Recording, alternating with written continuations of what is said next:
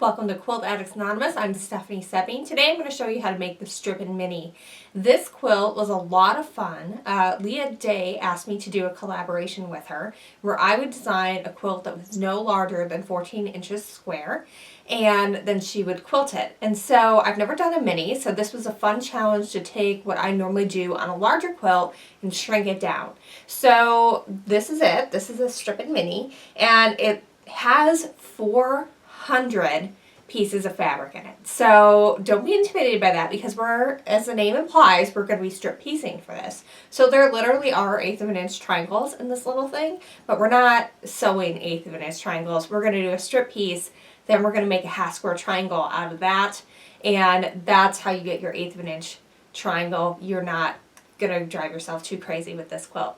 Since it's a mini, it does go fast, but it definitely does take about a day or two to make because there are a lot of pieces in it. But it definitely goes together a lot faster than like a bed-size quilt. So let's get started. So the first thing you want to do is go ahead and get your strips for this quilt. This is a great one to pull from your stash from. What you want to do is find 24 colors, and solids or near solids do work best because the pieces are so small. And you want to arrange them in sets of 3 in color order. So going, red, orange, yellow, green, blue, purple, and then back to the red, pinkish back at the top. And when you do it in sets of 3, we're strip piecing in sets of 3, so that's why you want to arrange the colors in that order in general. If this seems intimidating to you and you don't think that you have all these in your stash, I do have kits available that will just send you the amount you need to make this quilt. So you'll just get the strips, they kind of look like this, and then you'll get your gray background. And so that way you don't have to go and find 25 different pieces of fabric and 24 of them. You just need this teeny tiny little strip for. So you can definitely check that out. The fabric is all hand dyed by Stipples, etc. I discovered her right after Leah gave me the challenge, and the second I saw her fabric, I knew it would be perfect for this project. So the colors are really rich and vibrant. She uses a Pima cotton, so they really are really bold. And not that you would wash a mini, these basically just live on the wall and make your sewing room pretty, but you definitely can. She actually will dye up to 6 colors at a time and then wash them all in your washing machine at the same time with no bleed. So that's pretty fabulous. You don't have to worry about that. So what we're going to do is we're going to take our 3 strips, our first 3 here, and I'm going to show you how to do the strip piecing part of this process, and then you can use this on all your other strips as well. So if you watched any of my video tutorials, you know that I like to sew a scant 1/4 inch seam whenever I am strip piecing, and that definitely applies to this quilt. I want to make sure that I am not getting too skinny on this, or too small of a piece when it's all put together, because otherwise it won't work. In a bigger quilt you can get away with fudging a little bit, but with this one it really needs to be right on, because it's a small pieces, and if small pieces are off just a little bit, then it will make a difference in your finished quilt. So what I've done is I've selected the 1/4 inch stitch for my sewing machine, and then I'm moving my needle 1 position to the right, and that gives me a scant 1/4 inch seam. Alright, so I'm going to grab my first 2 pieces, and I'm going to sew those right sides together. It's a solid, so there isn't actually a right side, but if your fabric does, you want to make sure that you've got that right sides together. Now I'm going to line that fabric up with the edge of my press-up foot. I'm going to go ahead and sew these down, and I really am taking my time to make sure that these strips are really lined up against each other.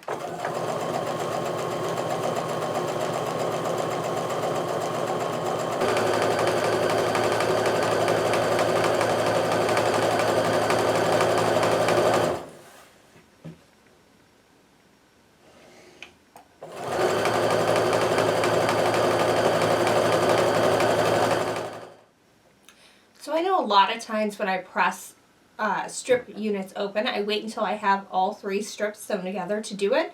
But for this one, the pieces are so small that I'm going to make sure to do that step after I sew each seam. For this project, it's really important to press your seams open. Since the pieces are so small, those seams are going to be around a lot. There's going to be lots of seams underneath your final project. So you want to make sure you reduce bulk as much as possible so that it's not that big of a problem when you're quilting it. Also, this will help your pieces lie flat when your construction is finished. So now it's time to grab this other piece. So we have our little bit darker pink, so I'm going to sew that to my medium pink.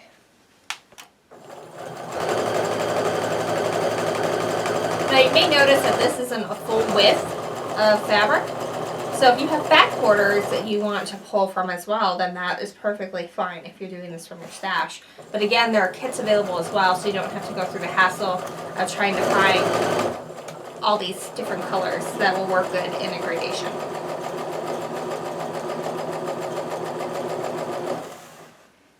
Alright, we're going to take this back over to the ironing surface, and now you can really see why it was important to press those seams open, because those seams are really right next to each other here.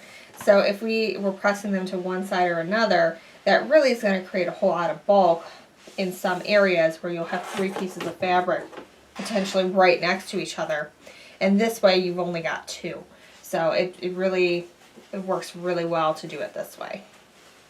So at this point your strip should measure 2 inches wide. If it's a little more than that, that's okay. You're totally fine as long as it's not less. So what you want to do here is you want to line up your 3/4 inch line with this seam right here between one of the 2. And we're going to cut this into 2-inch squares. So I'll cut that first one, flip it around, then I'm going to square it up here. So this time I'm making sure that my 2-inch line is on that line that we just cut, and my 3/4 is now on the opposite seam. So that way everything will be good and square. Get rid of that. And now from here on, you can just go ahead and cut your 2-inch squares all the way down the strip set.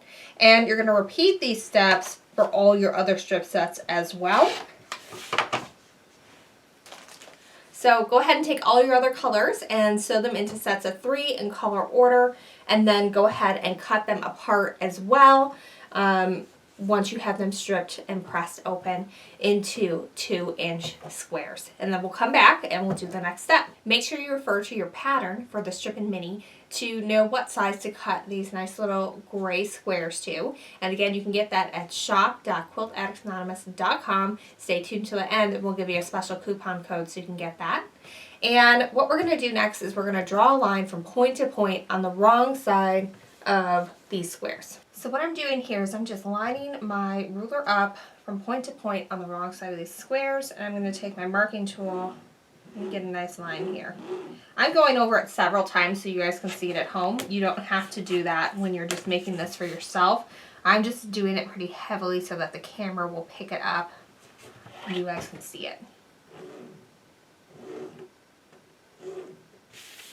So when you are now transferring this over, you want to make sure that your line is going in the same direction on each piece, because you're going to get a different result if you put it this way on one and this way on another. You'll see that your half square triangles are going to look different. So we want to make sure that you have your diagonal line facing in the same direction. So if it's going from the top left on your magenta piece here to your bottom on your sort of baby pink, you need to do that every time. Otherwise it's going to be inconsistent when you put it together. So I still have my sewing machine set up to sew a scant 1/4 inch seam, and I want to keep it that way for this next step as well. What I'm doing is I'm lining up so that way my pieces are right on top of each other. And if the bottom piece is a little bit bigger, that strip piece unit, that's okay. Just get it as centered as you can. Now, whenever I do this, sometimes the feed dogs don't like hitting that first seam that we pressed open. So what I do is I just raise my needle up and I raise my presser foot up and I just scooch it forward just a little bit. And then it'll take it and feed it real nicely through. And that usually happens with the first one, again, because these seams are so close together and so close to the end. the machine barely has any time to get any momentum up. So sometimes the feed dogs are like, hey, hold on, we have a lot of stuff going on here. So make sure you do that. All right, so now I'm going to do it with the second one. We'll do a close-up so you can see. And this is definitely a great one to chain piece because we have a lot of these that we're going to make in all of the different colorways. Now I'm hitting that point where the feed dogs don't want to go, so I just lift my press foot up and move it just a little bit forward. And then I'm good to sew the rest of the way.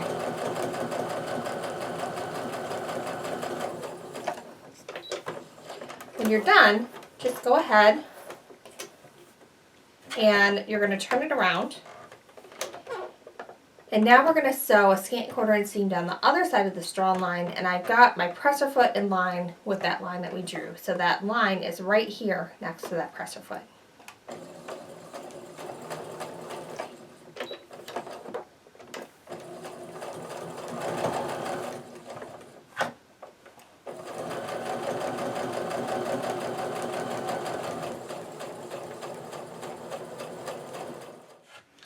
So now we need to cut these apart on that line that we drew. You can use your scissors or a rotary cutter, either is fine.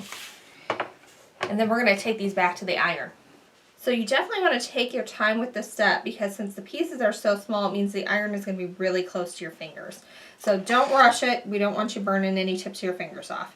So I'm just pressing that seam open again. And then I'm going to go ahead and press that from the front as well. And go ahead and do that for all of your pieces that you made. And you'll notice that the strips are going from small to biggest, and that's just because of the way the construction method is. If I do this other one that was its mate, it's going to be opposite.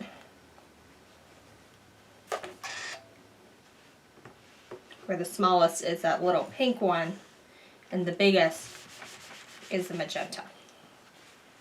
So that's kind of the fun part of doing triangles this way, is you end up with a mirror image block where, you know, you've done the work for one, but you get two. So I always think that that's kind of fun. Now there is a very special way to trim this. And because we have a 1/4 inch seam to worry about here, so you can see my 1/4 inch seam, I'm going to want to make sure that my first little triangle is right on the 1/8 of an inch line. And it's kind of hard to see on this ruler. It's an older ruler. I've used it a long time. But if your ruler doesn't have one, it's basically right smack dab in between your 1/4 inch and your 1/2 inch mark. So as long as you've got that lined up so that the seam of this little triangle is in line with your 3/8 inch mark or halfway in between your 1/4 and your 1/2 inch, then you're going to be all right. Don't really care what's going on over here, except that I'm making sure that my 45-degree line is along the seam line in all cases. I'm going to go ahead and trim off my excess. And the reason why you have to be really careful about that is because if you don't, then you could lose that little triangle completely when we sew it together. And we don't want to do that. So make sure that you're really careful with that 3/8 of an inch. So at this point, I just want to trim it down to 1.5 inches. So I've got my 1.5 inch line lined up on the left and on the bottom because I just trimmed those. So I'm good to go. I don't have to worry about measuring anything else except, again, to make sure that that 45-degree line is along my seam line the whole way. That'll make sure my points are in line all the way throughout. So now I've got my block trimmed. You're going to want to do that for all your blocks, so this is going to take a little bit of time. So when you sew the mini together, it really isn't that different than sewing a big quilt together, except all the pieces are going to fit right next to your sewing machine on your table and desk that you're working at. So I'm going to show you how I go ahead and do this, and I'm just going to show you the first row, and then you can refer to your layout diagram and the pattern for the rest of it, but it really it really isn't that different, just the pieces are smaller, so I want to take you through this first row together. So the first thing I'm going to do is move my sewing machine back to a regular 1/4 inch stitch. We have done all the parts where we have to be super careful to make sure that the pieces turn out the right size, but now that we've trimmed everything, everything is the right size and we don't have to worry about shrinkage at this point. Alright, so I've got those back together over here, and I always like to make sure that everything is where it needs to be. So that I don't have to rip later. So what I'm going to do is I'm just going to press this open. Just like when we were pressing the seams as we went, we definitely want to take our time to press these as we go as well. And just because those pieces are so stinking tiny, it's going to be a lot easier to do it that way than waiting until you've got a whole row together to press. So just like before, I'm going to go ahead and press that seam open. You do kind of have to be a little careful at this point because you want to make sure that you're not pressing any of these other seams going in the wrong direction.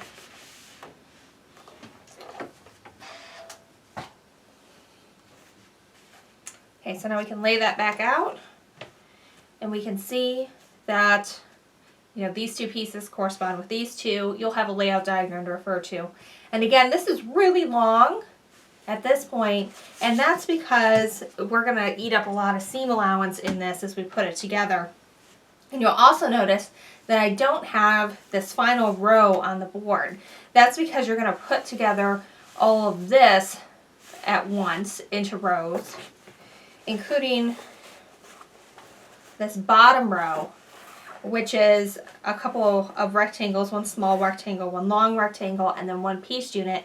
And then this strip that goes all the way down the length of the piece, that's applied at the very end. So I'm going to show you how to put together the rows in the center and then refer to your layout diagram in your pattern, which you can get at shop.quiltaddictsanonymous.com to know how to put this row on at the very end. Okay, so I've got those two together. You can see that I have my seam allowance here, so this point doesn't go all the way to the end on the top or the bottom. That's what it's supposed to do, so don't worry if you're seeing that. So now the next thing I need to do is add on my next piece. I still don't have any corners to match. There will be once we get to where that center kind of ripples out. So we will have that at some point.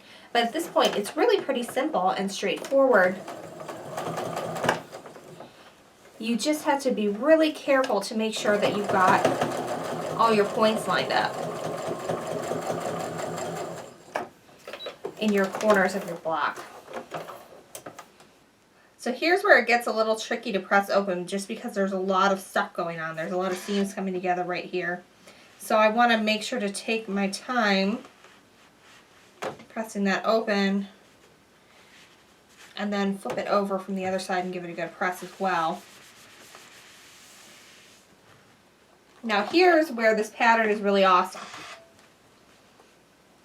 Because we strip piece this, these are not going to line up. And that's okay, it's not supposed to. So when you are lining these up, they're going to be about 1/4 inch off of each other. So you don't really have to pin at all when you're sewing this block together, or the rows anyway, because you have these offsets. So you just have to make sure that your corners of your squares are lined up, and then you're good to go. So I'm going to keep sewing my units right to the next one. And you go ahead and keep doing the same. And I'll pause when we get to the point where we need to worry about matching up some points, because there is one instance in each row when that's going to happen.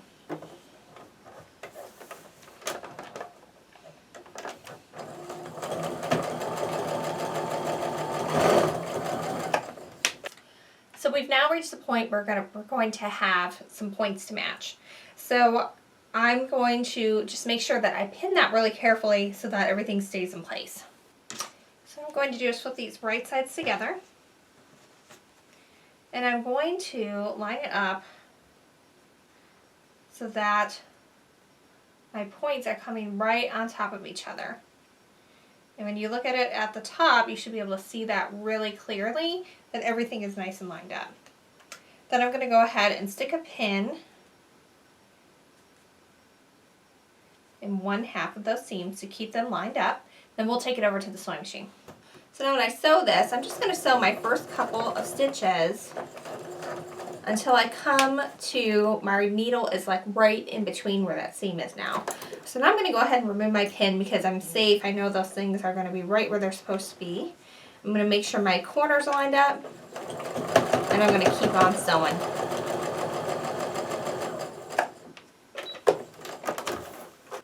Now you have to be particularly careful when you press open these kinds of seams because that point is really critical. So you want to make sure that you have a nice flat seam to work with. And that will make that point turn out exactly the way you want it to.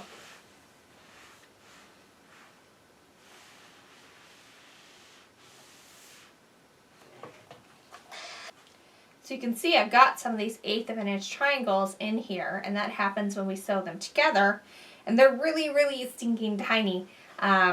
You really can almost hardly see them in the cases where the fabrics are really close together. They stand out more when they're light and you get that little pop of color. But it really wasn't that hard. All we did was we strip pieced in some really tiny increments. We were really careful when we trimmed those into half square triangles, and we're able to get a mini quilt that looks like we really went over the top, but really we didn't. It was some nice strip piecing, and it sort of gives that illusion, which is what I really love in the patterns that I design.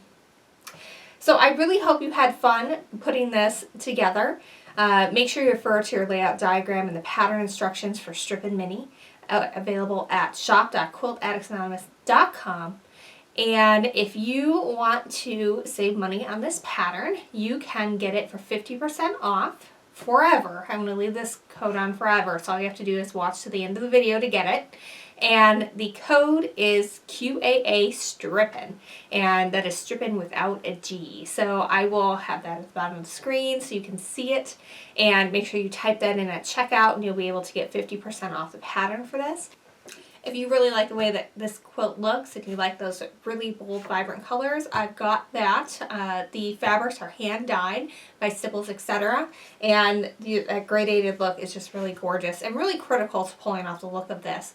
So again, pull from your stash, have fun doing that, or you can get a kit at shop.quiltaddictsanonymous.com. You'll get just what you need to do all these strips and sew it together and you get everything. You get everything from the top, the back, and the binding. So that is all included in the kit price. So check that out. That's also at shop.quiltaddictsanonymous.com. And we're not done yet, because you want to go over and check out Leah Day's video, because she shows you how to quilt all this stuff. So we're not done. Make sure you put your pattern together and then go check out Leah Day's video and find out how to quilt this bad boy. She used rulers on a sit-down machine. So she's definitely got some great tips and tricks on how to do that and really make this really fabulous. And it isn't really difficult quilting. It sort of highlights the piecing of the strip piece. So we have some nice straight line quilting in the background that highlights the way this goes together. Really is gorgeous. It really turned out beautiful. Leah Day did a great job with it, and you can learn how to do that too by watching her video. I'll have a link to it in the notes for this video as well. So thanks for following along, and happy quilting!